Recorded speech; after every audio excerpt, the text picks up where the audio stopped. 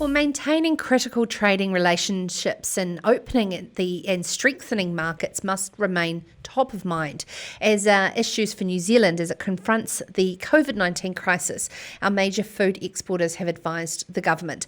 In a letter pinned to Prime Minister Jacinda Ardern and her ministers, 11 trade organisations representing the largest part of New Zealand's food export effort have outlined their support for the government's continuing trade push. Some countries were resorting to bigger thy neighbour policies, such as imposing export restrictions on food as well as medical products. And discuss this is Michael Bailey with us now on Sarah's Country. Firstly, Michael, can you explain this term? I haven't heard it before, bigger thy neighbour, and how is it going to affect our New Zealand trade, or is affecting? Yeah, it's a situation, Sarah, where you get countries just simply think very short term and say what's good for me right now, we'll cut it, and forget that the history lesson is that expanding trade in a time like this is what is needed to help get the economic recovery worldwide. And we very much drew our comments from the lessons of the 1930s with the Great Depression, where many governments made the mistake of trying to rebalance their books as their economy shrank, and that meant imposing higher trade barriers through tariffs, and that made the problem much worse. So unemployment went higher, and then you get another round of balancing the books and so on. So the lesson is expand trade, don't shrink it as part of the recovery. And so just in terms of these discriminatory policies that you mention, how are some of those things that New Zealand could do better at from a leadership perspective to ensure that we don't just promote self-sufficiency? Well, New Zealand's actually got a good track record of promoting freer trade, and that has served our economy really well and improved the standard of living for New Zealanders. But in a time like this, you get a few people commenting that maybe we should be restricting some of our exports. We heard one view around log exports, that we should keep the jobs in New Zealand by restricting those exports.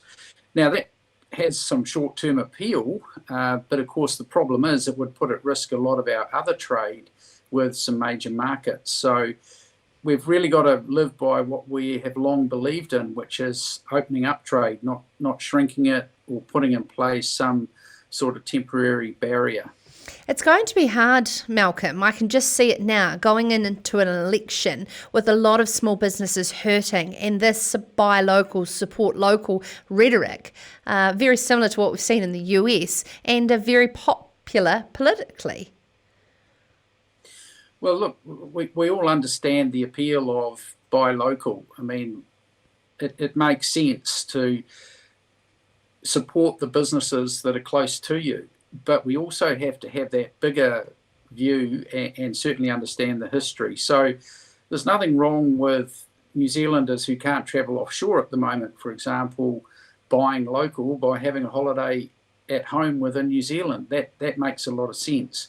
But it's to get the right perspective and not get caught up in the short-term thinking, which would then create a big long-term problem. Okay, so what are some of those costs and barriers to our supply chains that the government can ensure doesn't hinder our export markets? Well, in fact, this COVID-19 crisis has exposed that there are things we could do better.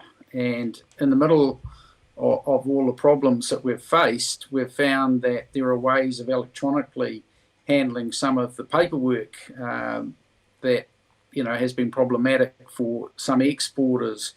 So, and a lot of these things get covered under the name of non-tariff barriers. So we're all familiar with tariffs or taxes, which are imposed on goods by other countries to slow the rate at which they come into their country.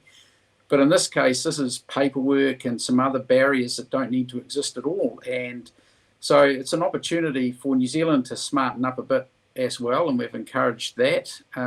But fundamentally, New Zealand is in a good position because of many years of living by what we believe in, and it's really other countries that have to do the hard yards and open up their markets more.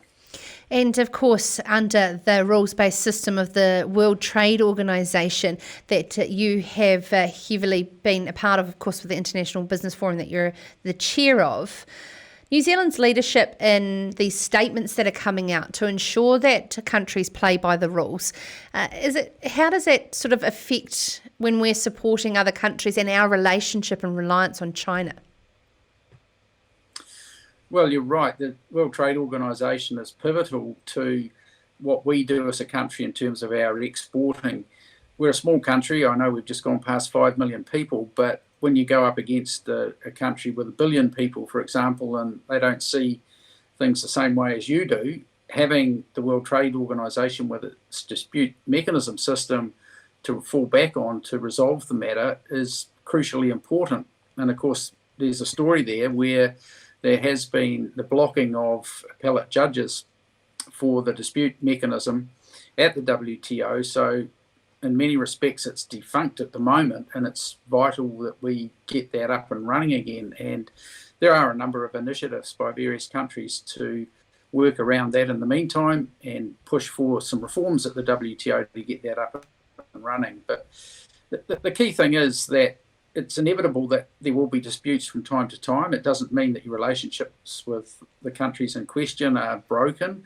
It just means you've got to have other parties get involved to help sort it out. And that's where the WTO comes in. So going forward, having the WTO working well is a crucial part of world economic recovery from this event.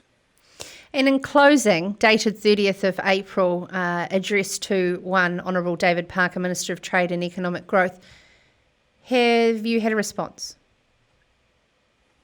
We haven't yet, but these things are like that. We've sent a clear message that these are our expectations of the way forward, and our government has actually been very good at playing its part internationally and teaming up with other countries and making calls for the right things to happen. So that's the way it works, and we're very thankful that this government and governments before it have believed in trade, and long may it last that we will have that support. Thank you so much for taking the time to join us. It's Malcolm Bailey with his hat on there as the chair of the International Business Forum, talking about how we can get through a world that is starting to become very protectionist in its approach, but reminding them of the rules on the table. This is Sarah's Country.